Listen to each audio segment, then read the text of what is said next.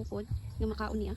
Nakita na nato sa kilid-kilid, kabilang ninyo og sagbot ra pero wa mo kabalo nga makaon din ni og grabe benefits ni ang prutas. This is a wild fruit.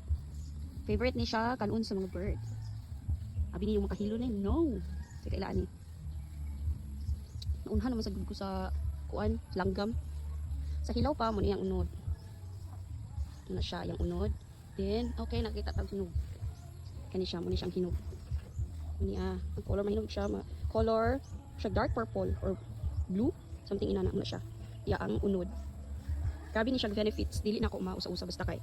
Usa sa ako nadumduman ang benefits ani is brain enhancer.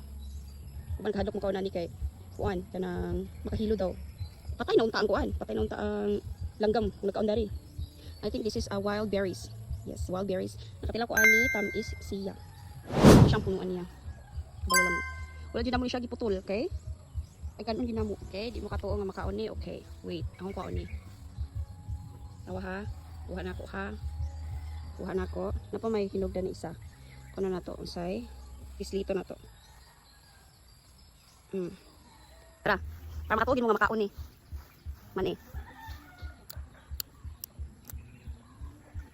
Nasa liso, gagmay na liso. Ano isa sin? Nagliso gamay na pa. Napay. Hinog. Ay napayot naman uy. Sa makaon siya lamig hindi siya basta daghan. Unhan lang ko sa langgam. Mato.